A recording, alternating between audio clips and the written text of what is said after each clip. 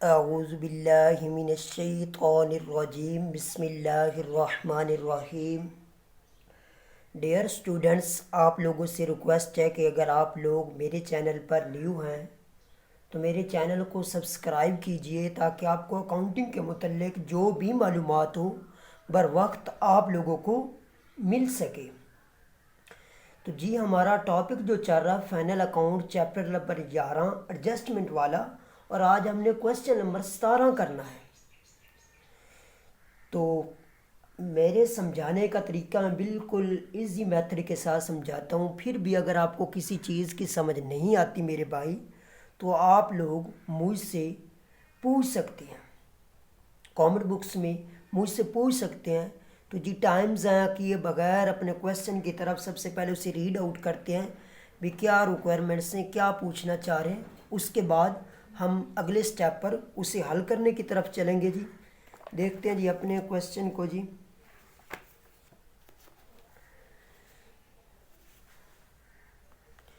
जी तो हमारा question number 17 है जी, the following balance have been extracted from the book of Shakeel Khan. Company का नाम जो Shakeel Khan has on 31 December 2005। From this you are required to prepare. हमने क्या बनाना है मेरे भाई? Trading and profit and loss account for the year ending 31 December 2005 और बैलेंस शीट बनानी है। एक तो कंपनी का नाम मिल गया हमें, शकील कंपनी, मतलब जिसका हमने बनाना है मेरे भाई। उसके बाद ट्रेडिंग अकाउंट, उसके बाद प्रॉफिट एंड लॉस अकाउंट, और तीसरी चीज़ जो हमने बनानी है वो हमने बैलेंस शीट बनानी है। तो जी मेरे भाई, अब ये बुक है, इसको ख़राब नहीं किया जा सकता, लेकिन आप जब कमरा इम्तिहान में आपके सामने पेपर हो तो आप लोगों ने ऐसे साथ साथ लिख देना है। जैसे ये ड्राइंग है तो ड्राइंग आपकी लॉन्ग टर्म लायबिलिटीज़ है, ताकि बाद में पुटिंग के वक्त आप लोगों के लिए आसानी पैदा हो। और डेटर आपका क्या है जी? करंट एसेट्स है। इंटरेस्ट ऑन मॉर्गेज लोन ये आपके प्रॉफिट एंड लॉस अकाउंट की डेबिट साइड पर। तो इस तरह आपने वहाँ साथ साथ लिख लेना है। तो देखते हैं जी, कैश इन हैंड आपका जी करंट एसेट्स है जी बैलेंस शीट में। स्टॉक दिया हो उसके साथ डेट मेंशन है जी, ये आपका जी ओपनिंग स्टॉक है जी। स्टॉक आपका क्या है जी? Opening stock. ट्रेडिंग अकाउंट की डेबिट साइड पर मशीनरी आपका फिक्स एसेट है जी। कैश एट बैंक ये आपका करंट एसेट्स है जी। बिल्डिंग आपका फिक्स एसेट है।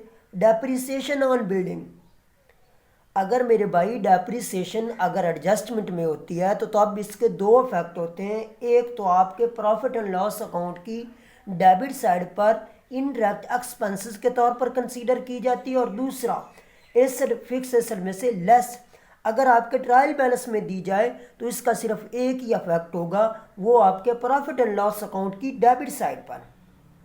Bad debts profit and loss account की डेबिट साइड पर इनडायरेक्ट एक्सपेंसेस के तौर पर कंसीडर किया जाएगा। परचेज आपके ट्रेडिंग अकाउंट की डेबिट साइड पर। सेल्स रिटर्न आपके सेल में लेस, सेल आपकी क्रेडिट साइड पर दी होती है ट्रेडिंग अकाउंट की, उसमें से लेस। वेजेस आपके डायरेक्ट एक्सपेंसेस है जी, ये आपके प्रॉफिट ट्रेडिंग अकाउंट की डेबिट साइड पर। Salary profit and loss account की डेबिट साइड पर इनडायरेक्ट एक्सपेंसेस है जी। कैरिज जी ये आपका जी ट्रेडिंग अकाउंट की डेबिट साइड पर डायरेक्ट एक्सपेंसेस है। फैक्ट्री एक्सपेंसेस ये आपके ट्रेडिंग अकाउंट की डेबिट साइड पर। Insurance profit and loss account की डेबिट साइड पर इनडायरेक्ट एक्सपेंसेस के तौर पर कंसीडर किया जाएगा। जर्नल एक्सपेंसेस ये भी आपके प्रॉफिट एंड लॉस अकाउंट की डेबिट साइड पर इनडायरेक्ट एक्सपेंसेस के तौर पर कंसीडर किया जाएगा। डिस्काउंट, अब सर ये हमारी इनकम है या एक्सपेंसेस है? अगर डेबिट साइड पर दी जाए तो ये आपकी एक्सपेंसेस होगा, और अगर क्रेडिट साइड पर दिया जाए, क्रेडिट बैलेंस या क्रेडिट साइड पर दिया जाए, तब आपकी इनकम होती है। तो ये आपके प्रॉफिट एंड लॉस अकाउंट की डेबिट साइड पर इनडायरेक्ट एक्सपेंसेस के तौर पर कंसीडर किया जाएगा। रेंट ये भी आपके प्रॉफिट एंड लॉस अकाउंट की डेबिट साइड पर इनडायरेक्ट एक्सपेंसेस के तौर पर कंसीडर किया जाएगा। उसके बाद जी वाटर इलेक्ट्रिसिटी, तो ये भी आपके ट्रेडिंग अकाउंट की डेबिट साइड पर। इन्वेस्टमेंट आपका करंट एसेट्स है जी। क्रेडिट बैलेंस अब दिया गया, क्रेडिट बैलेंस डिविडेंड रिसीव्ड, ये आपकी इनकम है जी प्रॉफिट एंड लॉस अकाउंट की क्रेडिट साइड पर। डिस्काउंट अब क्रेडिट साइड पर दिया गया तो ये आपकी इनकम है जी।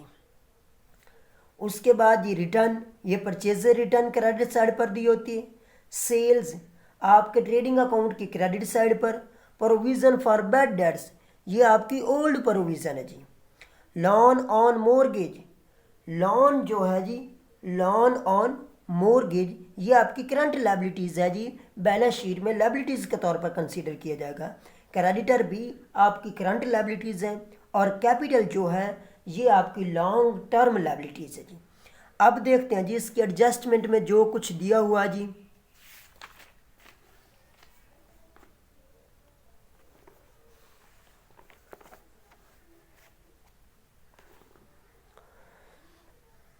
सबसे पहली जो चीज़ दी हुई वो आपका जी क्लोजिंग स्टॉक। एडजस्टमेंट में क्या दिया हुआ है जी, क्लोजिंग स्टॉक। तो ये आपके मेरे भाई क्लोजिंग स्टॉक जो है इसके दो फैक्ट हैं, क्योंकि एडजस्टमेंट में एक तो ट्रेडिंग अकाउंट की क्रेडिट साइड पर और दूसरा आपके करंट एसेट के तौर पर कंसीडर किया जाएगा। अब एडजस्टमेंट है जी 3/4 of rent related to factory. तो जो भी चीज़ें फैक्ट्री के रिलेटेड होती हैं वो ट्रेडिंग अकाउंट की डेबिट साइड पर जाती हैं, तो 3/4। तो इसका क्या करेंगे जी, देखते हैं जी। इस जगह आपकी दी हो रेंट की अमाउंट दी होगी यहाँ जी, ये आपकी अमाउंट है। इसके साथ स्टार बना लेना ताकि आप लोगों को इल्म हो जाए कि ये मेरे एडजस्टमेंट में इसकी अमाउंट है जी रेंट की 12,000।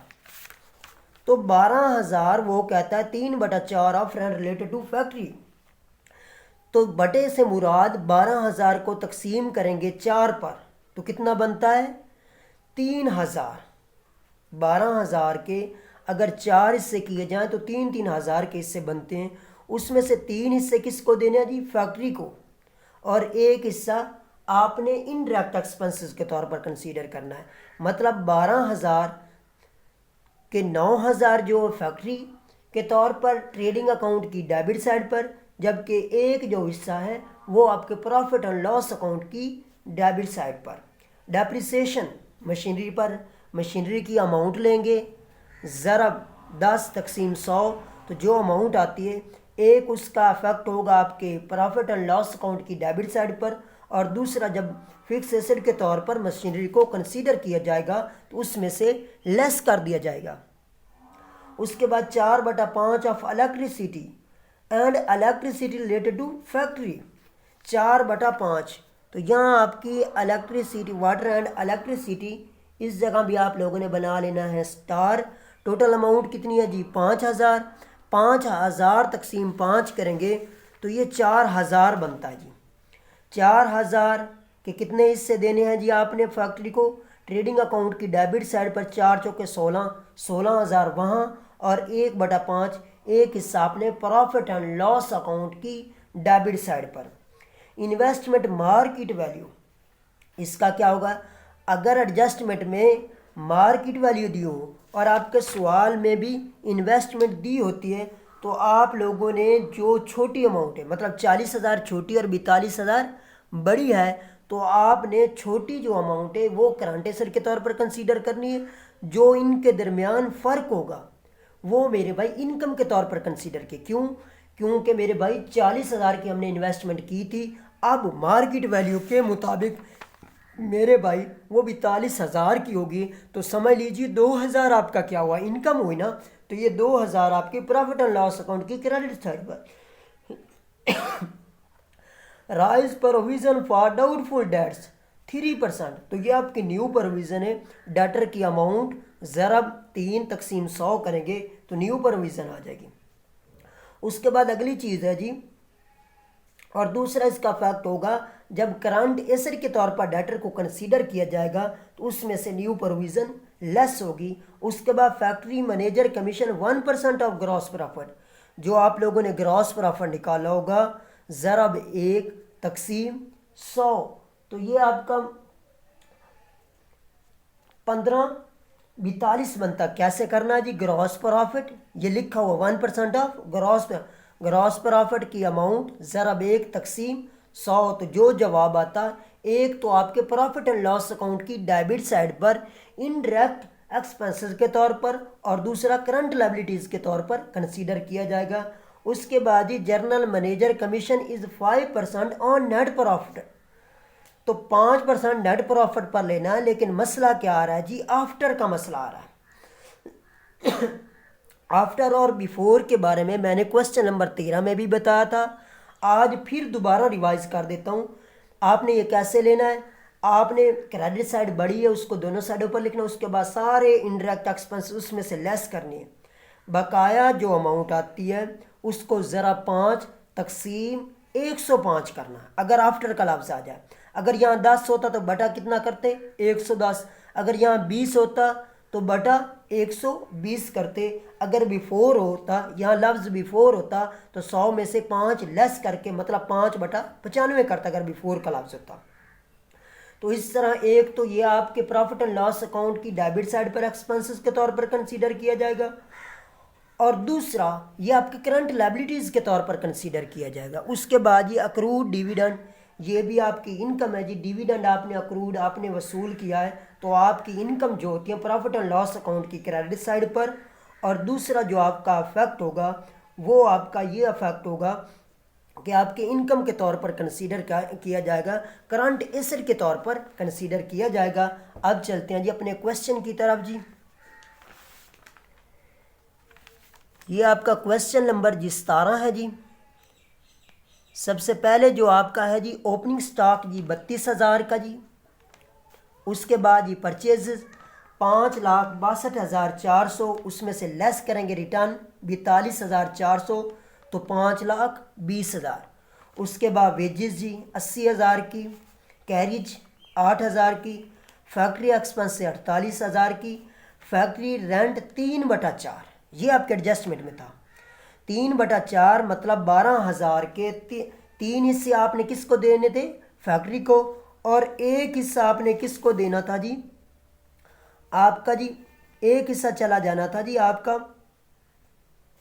फैक्ट्री रेंट 3/4, आपके जी 9,000 जो था वो आपका हिस्सा चला जाएगा जी। समझो 12,000 के 3 हिस्से 9,000 किसको आ गया मेरे भाई? फैक्ट्री रेंट को। जबकि एक हिस्सा आपने 3,000 रेंट का इस जगह दे दिया 3,000, ठीक है। मतलब 12,000 का एक हिस्सा जो था आपने जी एक हिस्सा 3 हिस्से किसको दिया जी? फैक्ट्री के हिस्से में, फैक्ट्री के 9,000, और बकाया जो 3,000 है वो आपने इनडायरेक्ट एक्सपेंसेस के तौर पर कंसीडर किया। ऐसे ही जी उसके बाद जी फैक्ट्री रेंट हो गया जी। Factory water and electricity total amount थी जी 20,000। 20,000 के जो 4 हिस्से थे, मतलब 5 पर तकसीम करेंगे तो आपका एक हिस्सा आता है, उसको ज़रब देंगे 4 से तो 16,000। इसका बकाया जो 4,000 है वो आपने इनडायरेक्ट एक्सपेंसेस के तौर पर कंसीडर किया। अब जी सेल्स आप जी 8,83,200 की, रिटर्न 5,59,200। क्या है जी? सेल है जी 8,83,200 की, रिटर्न 59,200 की, तो 8,24,000 आपकी सेल बचती है। क्लोजिंग स्टॉक आपके एडजस्टमेंट में था 43,200, और दूसरा इसका फैक्ट क्या होगा? करंट एसेट के तौर पर कंसीडर किया जाएगा। अब ये दोनों साइडों को कैलकुलेट किया तो बनता जी 8,67,200, दोनों साइडों पर लिखा। उसके बाद ये सारे डायरेक्ट एक्सपेंस लेस करने के बाद 1,54,200 कैरी डाउन ग्रॉस प्रॉफिट, और इसी ग्रॉस प्रॉफिट को ब्रॉट डाउन। अब जी सबसे पहली जो चीज़ थी जी factory manager commission 1% gross profit का, तो ग्रॉस प्रॉफिट की अमाउंट ज़रा 1 तकसीम 100 करेंगे 1,542, और दूसरा इसका जो इफेक्ट होगा वो आपके करंट लायबिलिटीज़ के तौर पर कंसीडर किया जाएगा।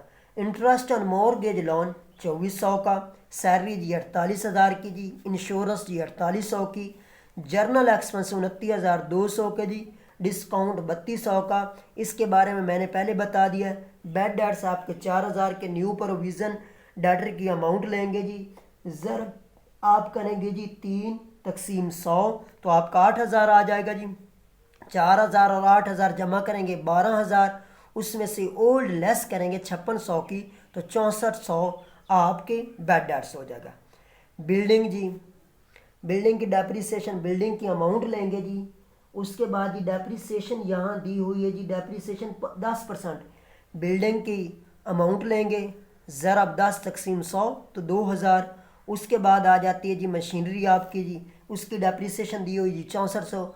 मैनेजर कमीशन ये आपके एडजस्टमेंट में, तो आपने ये साइड पूरी कैलकुलेट करनी है जी, दोनों साइडों पर लिखना है जी। ये जवाब 1,00,000, ये जवाब आपका आता है जी 1,61,800। इसमें से सारे एक्सपेंसेस ये लेस करेंगे, लेस करने के बाद ज़रा 5/105, क्योंकि आफ्टर का लफ्ज़ हुआ है तो तकसीम 105, तो ये आता है 2421.80, 2421.80। बहुत सारे स्टूडेंट यहाँ गलती करेंगे कि इशारिया भूल जाएंगे, तो 80 पूरा लिखने के बजाय आप गलती करेंगे 2421.80 है।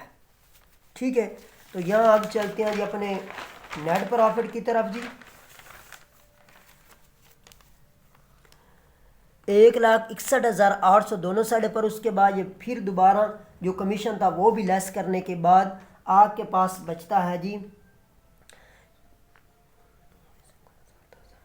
48,436.20, 48,436.20 net profit transfer to capital. अब चलते हैं जी अपनी बैलेंस शीट की तरफ। सबसे ऊपर उसका नाम लिखा बैलेंस शीट हैज़ एट 31/12/2005, सारे एसेट इस साइड पर और लायबिलिटीज़ करंट एसेट में कैश इन हैंड 800 का, कैश एट बैंक 20,000 का जी।